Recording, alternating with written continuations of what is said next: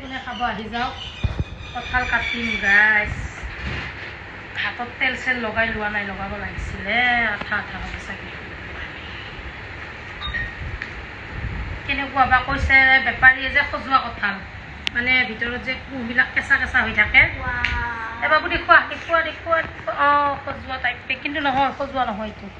পকি গৈছে গাইজ গেলি গৈছে এইটো সজোৱা নহয় মোক ঠগিলে দোকানীয়ে ঠগিছে গাইজ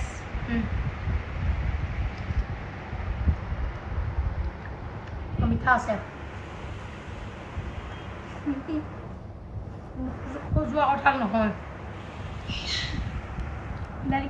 মুগীটা ধুনীয়া